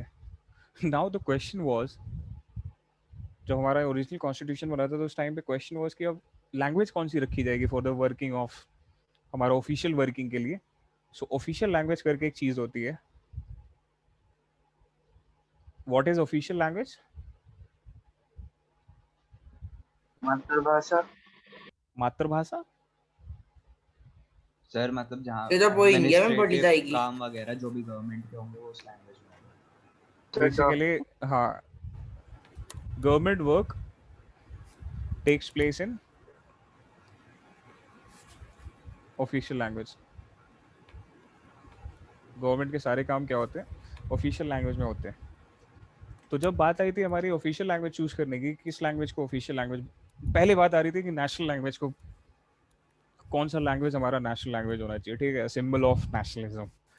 सो there was a group which favoured Hindi, कि हिंदी होनी चाहिए हमारी राष्ट्रभाषा, ठीक है। यूल बी सरप्राइज, मैंने शायद आपको बताया भी था कि Ambedkar wanted Sanskrit to be a national language. B.R. Ambedkar, who was a critique of Brahmins, he wanted Sanskrit to be our national language. Anyways, तो बात हो रही थी हिंदी को राष्ट्रभाषा बना दी जाए, नेशनल लैंग्वेज बना दी जाए। तो प्रॉब्लम ये है कि इंडिया में सिर्फ 40% पीपल स्पीक हिंदी। ऐसी भाषा जो सिर्फ 40% लोग बोलते हैं, उसको 60% के ऊपर इम्पोज करना ठीक नहीं है, राइट है ना? जैसे मैं आपको एक बढ़िया एग्जांपल देता हूँ, west Pakistan, east Pakistan. West Pakistan ने नेशनल लैंग्वेज बना दिया उर्दू को। 1948 में उर्दू को क्या बना दिया पाकिस्तान में एज अ नेशनल लैंग्वेज। अब उन्होंने क्या किया, उर्दू को इम्पोज कर दिया। पहली बात, मजे की बात सुनो ना, वेस्टर्न पाकिस्तान में उर्दू बोली जाती थी ना, ईस्टर्न पाकिस्तान में उर्दू बोली जाती थी। बट ये अलग स्टोरी है इनकी कि क्यों इन्होंने उर्दू को चूज किया। वेस्ट पाकिस्तान ने क्या किया, उर्दू को इम्पोज कर दिया on the Bengali speaking population of east Pakistan, ठीक है। अब ईस्ट पाकिस्तान की पॉपुलेशन जो थी वो भाई वो अलग टेंशन में बोल रही है, तुम्हारी उर्दू 200-300 साल पुरानी है, हमारी बंगला इज 1000 years ओल्ड। तो यार एक कल्चरल वो भी तो होता है ना, एक कल्चरल क्या बोलते हैं, लिंक भी तो होता है बंदे का। भाई बंगाली तो भड़क गए इस चीज पे, ठीक है। और उनको क्या किया जाने लग गया, लैंग्वेज के बेसिस पे उनको एक्सप्लॉइट किया जाने लग गया कि उर्दू जबरदस्ती उनके ऊपर इम्पोज की जाने लगी कि सीखो उर्दू अब तो तुम। You won't believe, Urdu along with other factors was the reason why East Pakistan fought for its independence and in 1971 emerged as a new independent nation known as Bangladesh। नाम भी देखो, है ना इंटरेस्टिंग। सर वो बंगाल के साथ फिर मर्ज क्यों नहीं होगा? बंगाल के साथ मर्ज क्यों नहीं हुआ? क्योंकि वो बंगाल के साथ मर्ज इसलिए नहीं हुआ क्योंकि ऑलरेडी इंडिपेंडेंट नेशन बन ही चुका था वो ना। अब कोई कौन आके अपनी स्टेटहुड लेके अपनी सॉवरेनिटी को कॉम्प्रोमाइज करना चाहेगा? भाई वो एक इंडिपेंडेंट कंट्री है, उनकी खुद की सॉवरेनिटी है। अगर इंडिया का हिस्सा बनेंगे तो फिर वो स्टेट का दर्जा मिलेगा उनको, है ना, इंफीरियर ट्रीटमेंट मिलेगा उनको। So obviously why would they want to be with India? और जब लड़ झगड़ के अलग ही हुए थे 1947 में, तो ईगो भी तो नाम की चीज होती है, कोई सेल्फ रिस्पेक्ट भी तो होती है कोई। इससे सर लॉर्ड कॉर्नवालिस ने पहले ही लड़ा दिया था इंडियंस को और ईस्ट पाकिस्तान को। कॉर्नवालिस नहीं था वो, कर्जन था। हाँ कर्जन, लॉर्ड कर्जन, उसने यही चीज बोली थी, जाते जाते मैं इन बंगालियों को शांत नहीं बैठने दूंगा। And he bifurcated Bengal in two in 1905 itself। तो आप समझ सकते हो कि लैंग्वेज कितना इंपॉर्टेंट होता है। बांग्लादेश का एग्जांपल आपके सामने है कि लैंग्वेज इंपोज करोगे तो क्या हो सकता है, इसका एक्सट्रीम एग्जांपल है आपके सामने बांग्लादेश। ठीक है, हमारे नेशनलिस्ट लीडर्स इस चीज को नहीं चाहते थे कि यार ऐसा कुछ हो। आपने सिन्हालास का भी देखा है, एक और पड़ोस में एग्जांपल है हमारे। 1956 में सिन्हाला लैंग्वेज इंपोज कर दिया गया, राइट। और आपने देखा ही था कि क्या हुआ था फिर उसके बाद। सिन्हालास ने कैसे तमिल्स को एक्सप्लॉइट करना स्टार्ट कर दिया, तमिल्स को इंफीरियर ट्रीटमेंट मिलना स्टार्ट हुआ, Tamil started feeling you know as a second class citizen, and then rest of the story आपको पता ही है, आप लोग बड़े इंटेलिजेंट हो। सो इसलिए लैंग्वेज बहुत इंपॉर्टेंट फैक्टर था। और हमारे नेशनलिस्ट लीडर्स उस टाइम पे नहीं चाहते थे हमारी नेशनल यूनिटी की फैब्रिक को डिस्ट्रॉय करना, इसलिए उन्होंने क्या किया, rather than creating a national language, पहली बात तो उन्होंने नेशनल लैंग्वेज ही नहीं बनाया, उसके अलावा उन्होंने क्या कर दिया, हमारे 8th शेड्यूल है ऑफ इंडियन कॉन्स्टिट्यूशन, बेसिकली कोई भी ऐसी चीज ना जो हमें कॉन्स्टिट्यूशन में प्रोटेक्ट करनी होती है ना, जिसको हम प्रोटेक्शन देते हैं, उनको हम क्या करते हैं, किसी ना किसी शेड्यूल्स में डाल देते हैं।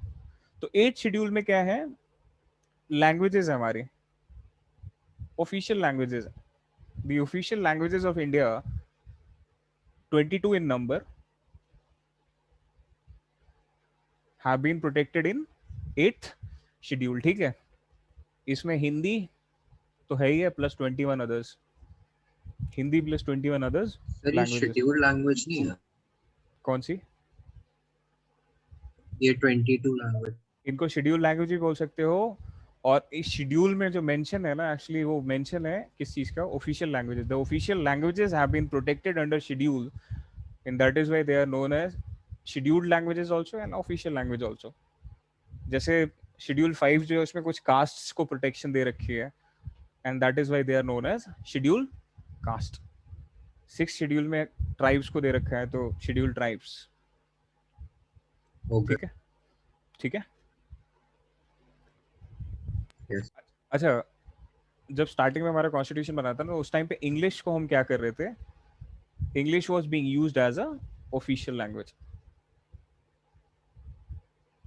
ब्रिटिशर्स का ही कंटिन्यू कर रहे थे हम, इंग्लिश को क्या कर रहे थे, ऑफिशियल लैंग्वेज की तरह यूज कर रहे थे। और साथ ही साथ में हमने दूसरा ऑप्शन हिंदी रख दिया था। ठीक है, तो हिंदी को भी हमने ऑफिशियल लैंग्वेज स्टार्टिंग में ही बना दिया था, और साथ साथ इंग्लिश चल रहा था। अब क्या हुआ, हमारे ओरिजिनल कॉन्स्टिट्यूशन में ये मेंशन था कि इंग्लिश को क्या करना है, 15 years from the date of commencement of our constitution, जिस दिन हमारा कॉन्स्टिट्यूशन लागू होगा उससे अगले 15 साल में इंग्लिश को क्या करना है, हटा देना है from the official language, and उसकी जगह किसी इंडियन लैंग्वेज को क्या करना है, इट शुड बी यूज्ड। अब जब 1965 में ये बात होने लग गई कि इंग्लिश को डिसकंटिन्यू किया जाएगा, और हिंदी तो चली रही थी उस टाइम पे ऑफिशियल लैंग्वेज, तो साउथ में अगेन तमिलनाडु, उस टाइम पे तो वो मद्रास हुआ करता था, उस टाइम पे उसका नाम मद्रास था। मद्रास ने या तमिलनाडु ने क्या करना स्टार्ट कर दिया, वहां पे स्टार्ट हो गया एक एंटी हिंदी मूवमेंट। ठीक है, एंटी हिंदी मूवमेंट स्टार्ट हुआ तमिलनाडु में, और 1967 में इलेक्शंस हुए थे। ओके, 1967 में सेंटर के भी इलेक्शन हुए थे और स्टेट के भी इलेक्शंस हुए थे। तो सेंटर में तो कांग्रेस धूमधाम से आई थी, मजे में। स्टेट में क्या हो गया था, तो ओनली स्टेट जहां पे आईएनसी लॉस्ट, वो भी बहुत बुरी तरह हुआ, Tamil Nadu. And it was all because of this agitation. This agitation was directed towards Congress. ये पूरा का पूरा जो ब्रिगेड था, मतलब एंटी हिंदी एजिटेशन था, it was led by a party known as DMK. सुना ही होगा आप लोगों ने, डीएमके है ना, द्रविड़ मुनेत्र खड़गम, अभी रिसेंटली तमिलनाडु में जीत के आई है वापस से पावर में। डीएमके की जीत का शुरुआत हुई थी 1967 में, फर्स्ट टाइम जब डीएमके जीती थी। किस बेसिस पे? सिर्फ इस बेसिस पे उनका इलेक्शन स्लोगन पता है क्या था? जैसे आप लोगों ने पढ़ा है ना, लास्ट ईयर मैनिफेस्टो होता है, गरीबी हटाओ, है इंदिरा गांधी का फेमस स्लोगन ऑफ 1971 इलेक्शन। इनका पता है क्या था manifesto? Hindi bye bye, English welcome, that was their slogan. सिर्फ इसी पे जीत गए इलेक्शन। और 1967 है और आज 2020 चल रहा है, 21 चल रहा है सॉरी। आज तक डीएमके और इसी से अलग हुई एआईडीएमके, यही आती है पावर में। आज तक कभी कांग्रेस वापस पावर में आई नहीं। वहां पे कांग्रेस आती भी है तो कोलिशन बना के आती है। मतलब यही पार्टीज है जो लीड कर रही है तमिलनाडु की पॉलिटिक्स में से। You can understand how dangerous और how polarising language could B.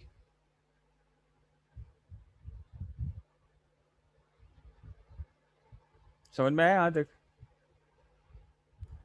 Yes sir. Now the question that comes in our mind is, क्या हुआ फिर इंग्लिश का?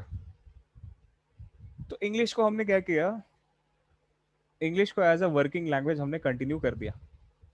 सो we still use English as a working language. It is not official language, okay? Official languages में नहीं है English, it is a working language. So English अभी भी use किया जाता है एज वर्किंग लैंग्वेज। देखते हैं, अभिराज कोशिश करते हैं। तो ये दो चीजें जो है अभी, linguistic states and language policy, आपको नहीं लगता these are positive aspects of our federal setup? ये कुछ पॉजिटिव एस्पेक्ट है हमारे फेडरलिज्म का या फीचर ऑफ फेडरलिज्म का, है कि नहीं? कि हमने स्टेट्स बनाया, उन पे क्या किया, उनकी बाउंड्रीज ऐसे रीऑर्गेनाइज करी कि उनके कल्चर और लैंग्वेज को रिस्पेक्ट किया जाए। हाँ सर, मतलब बात इतनी सारी लैंग्वेजेस थी इंडिया में, सारे स्टेट्स में अलग अलग बोली जा रही है। सिर्फ एक तमिलनाडु ही क्यों था जिसको फर्क पड़ रहा था, जो एंटी हिंदी मूवमेंट चला दिया? बाकी सारे स्टेट्स में कुछ नहीं हुआ। बाकी सारे स्टेट्स में इतना कुछ ज्यादा तगड़ा मूवमेंट नहीं था। तमिलनाडु में एक बहुत तगड़ा मूवमेंट था। और सर, तमिलनाडु वाले ही हर बार क्यों आते हैं? मैंने देखा है बहुत जगह। तमिलनाडु का रीजन ये है कि वहाँ पे एक हिस्टोरिकल फिगर थे। ये स्टोरी स्टार्ट होती है 1916 में, जब जस्टिस पार्टी बनी थी वहाँ पे।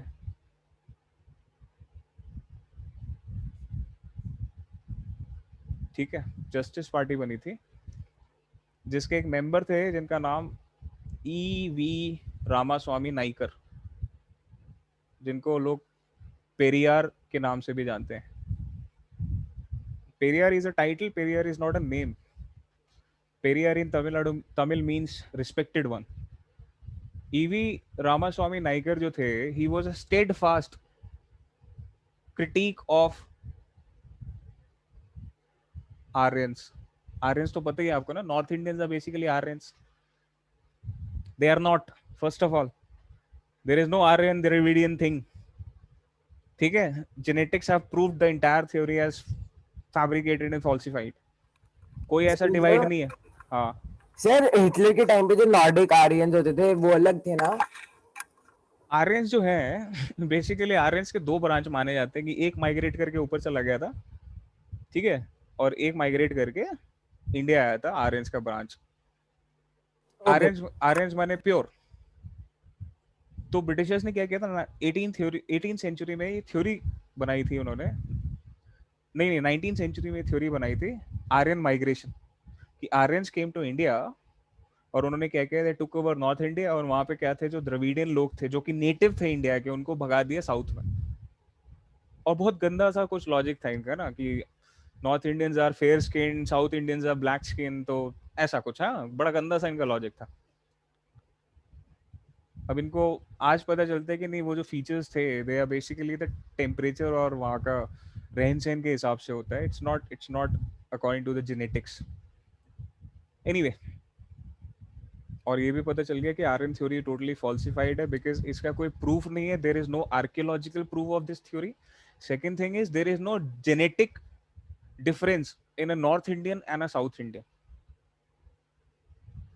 बट क्योंकि पेरियार जो थे, ये ब्रिटिशर्स के एक बहुत चहीते थे, और ब्रिटिशर्स को तो ऐसे ही लोग चाहिए होते थे ना जो डिवाइड एंड रूल को प्रमोट करें. सो पेरियार ने क्या कहता है, ही लॉन्च्ड अ मूवमेंट, एंटी ब्राह्मण movement, and he basically started criticizing anything which was related with Brahmins and Aryan culture.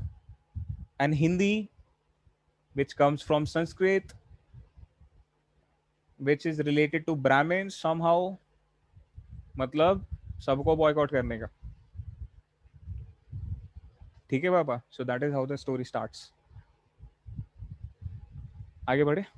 Sir sir अगर ब्रिटिश ने हमारे ऊपर इतने सारे रूल किए फिर हमारी नेशनल लैंग्वेज इंग्लिश क्यों नहीं हुई?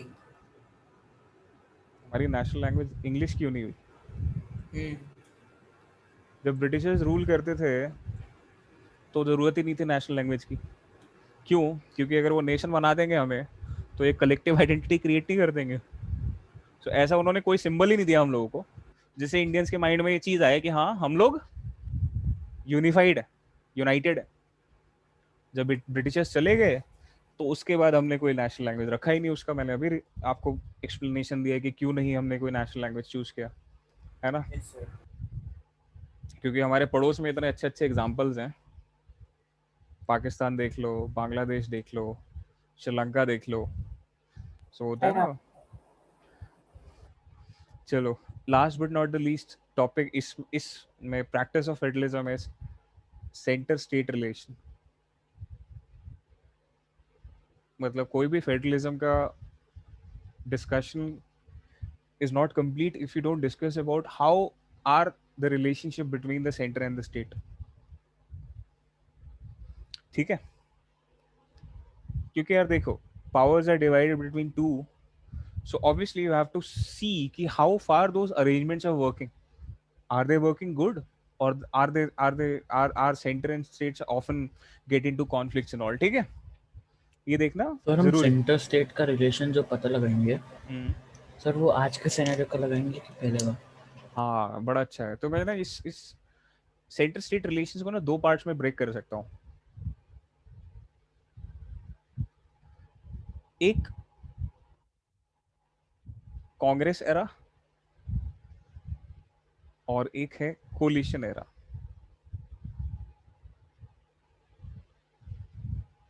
कांग्रेस एरा जो है ये स्टार्ट होता है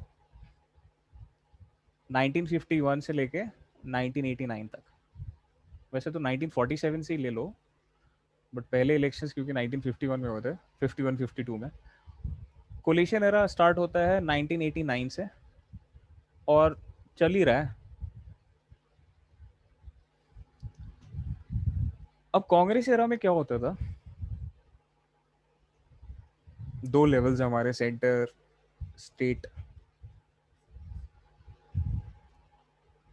ये जो पीरियड था फ्रॉम 1951 टू 1989, बीच में सिर्फ 3 साल छोड़ दे 1977 टू 80, तो सेंटर में हमेशा क्या रहती थी? कांग्रेस फुल मेजॉरिटी के साथ. ठीक है? When we say full majority, इसका मतलब ये है कि अगर 543 सीट्स है तो उसमें 272 मिनिमम तो होती थी इनके पास. वैसे इससे ज्यादा ही होती थी उनके पास. आईएनसी हमेशा क्या रहती थी? It was always in majority. हाँ सर, आप बता सकते हो कि आपने क्या करा है? वो मैं डिस्कनेक्ट हो गया था. अच्छा, हम बेसिकली डिस्कस कर रहे हैं यहाँ पे सेंटर स्टेट रिलेशन. ठीक है, तो मैं बता रहा था कि इस पूरे सेंटर स्टेट रिलेशंस को जानने के लिए हमें टाइमलाइन जानना बहुत जरूरी है कि रफली हम दो फेज में डिवाइड कर सकते हैं. एक पीरियड तो जब कांग्रेस डोमिनेट कर रहा था हमारे पूरे पॉलिटिक्स को, और दूसरा एरा जो है जो अभी चल रहा है हमारा कोलिशन एरा, उसको मैं बाद में समझाऊंगा. बट कांग्रेस एरा को देख रहे थे हम लोग 1951 से 1989 तक. कांग्रेस एरा का मतलब क्या है? कांग्रेस एरा का मतलब ये था कि सेंटर में हमेशा क्या होता था? कांग्रेस रहती थी विद फुल मेजॉरिटी. ठीक है? स्टेट में क्या होता था? स्टेट में दो केसेस होते थे. या तो कांग्रेस ही होती थी, बहुत समय तक तो कांग्रेस ही रही थी, या फिर कुछ टाइम बाद क्या होने लग गया था? Regional parties started gaining foothold. ठीक है? पहले केस में क्या होता था? आईएनसी, the center obviously, क्योंकि it comprised of the senior leaders, all the important personalities and senior leaders were in the center.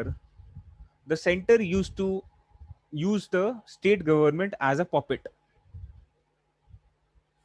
State government वही करती थी जो सेंटर बोलता था उनको, ठीक है? उनके पास इंडिपेंडेंट अपना कोई एग्जिस्टेंस नहीं था, ठीक है?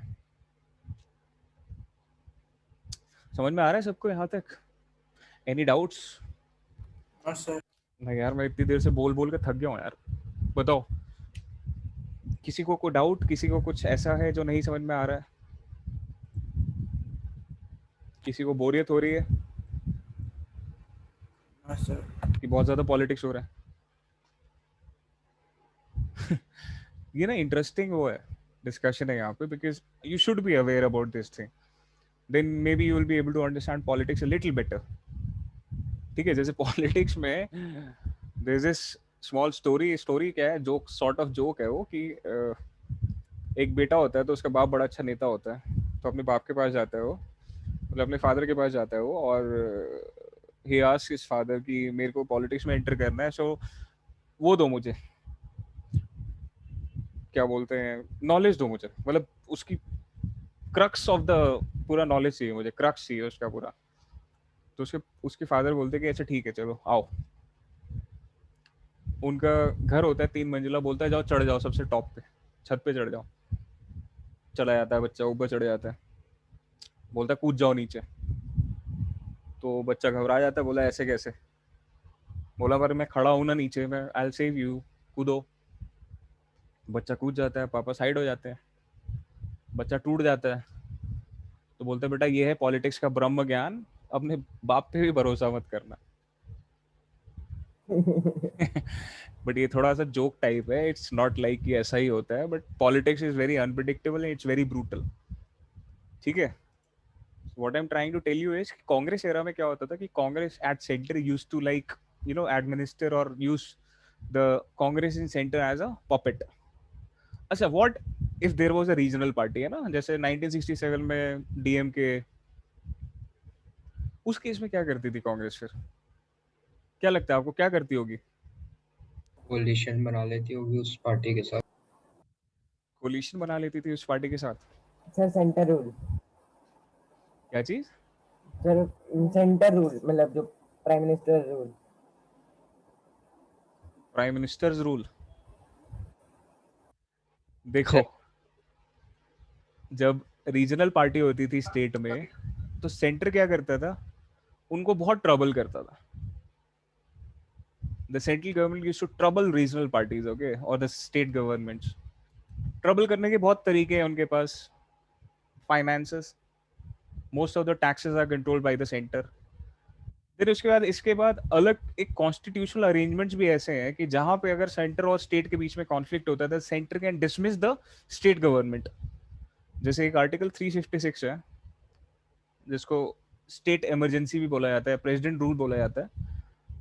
सो आईएनसी क्या करती थी, जिस स्टेट में उनकी फेवरेबल गवर्नमेंट नहीं होती थी, उसको वो डिसमिस कर देते थे, ठीक है? And if I am correct, might be doubtful, तो उन्होंने आर्टिकल 356 का यूज आजादी से लेके कम से कम 80 बार किया होगा, more than 80 times. So you can imagine how DMC को भी डिसमिस कर सकते थे। किसको? तमिलनाडु में डीएमसी जो थी। डीएमके? हाँ सॉरी, डीएमके को कर सकते थे, बट उस टाइम पे इतना ज्यादा कांग्रेस के एंटी कांग्रेस सेंटीमेंट जितने हाई थे ना तमिलनाडु में, मुश्किल था।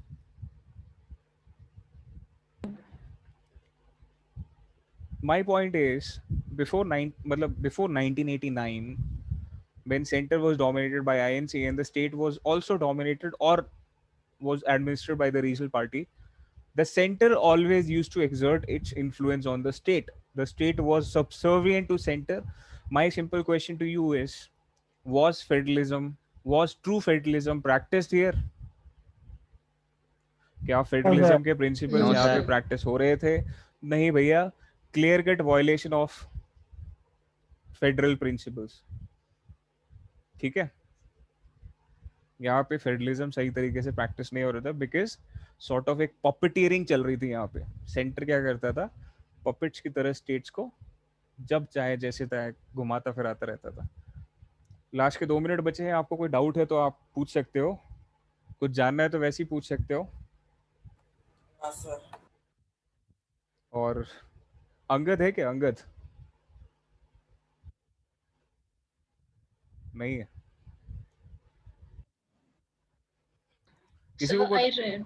Sir, I हाँ read somewhere वैसे टोटल 545 सीट्स होती हैं, बट 2 सीट्स पे कभी इलेक्शन नहीं होता। वो जो अभी तक ब्रिटेन के डिसेंडेंट्स हैं वही होते हैं। I don't know. 543 इलेक्टेड होते हैं लोकसभा में, +2 नॉमिनेटेड होते हैं। ये जो नॉमिनेटेड है ना? नहीं हटाया। ये और वो नॉमिनेटेड एंग्लो इंडियंस। ये नॉमिनेटेड होते हैं एंग्लो इंडियंस। एंग्लो इंडियंस मतलब वो लोग जिनके एंसेस्टर्स ब्रिटिश थे। Yes sir. ठीक है, अब एक क्वेश्चन आता है कि यार अब तो 70 साल हो चुके हैं इस बात को, है ना, ऑलमोस्ट मोर देन 70 इयर्स हो चुके हैं। Why do we need these two special, why do we need special consideration for Anglo Indians? Now they are not Anglo Indians, they are Indians all, है ना। पूरे इंडियंस हो चुके होंगे अब तक तो, रंग ढंग खाना पीना सब इंडियन हो चुका होगा इनका, है ना। So why Anglo Indian? क्यों क्यों ये दो?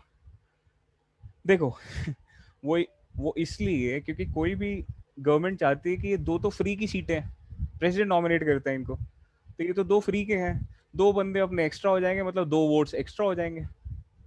सो ये एक वोट की राजनीति है यहाँ पे, ठीक है पापा, इसलिए इसको स्क्रैप नहीं कर रहा कोई। बट मोस्ट प्रॉब्ली देखो 2026 में रिवाइज होना है ये सीट्स का allotment, so let's hope changes would come. So I hope आज सबको समझ में आ गया यहाँ तक, everybody understood the lecture. Yes sir. Yes sir. कभी कभार तो लेक्चर ही लगता है। लास्ट क्लास में बड़ा इंटरेक्ट कर रहे थे, आज आप लोग बिल्कुल ही म्यूट हो रखे थे। ट्राई टू इंटरेक्ट मोर, ठीक है। Have questions, you know. If you don't have questions, that means you are not researching anything. So research things, find questions. I'll see you guys next time. Thank you so much. I hope you understood everything. That was my intent. So इस note पे I'll leave you guys. Please take care. Bye bye. Thank you, sir. Thank you, sir. Thank you sir. Thank you sir.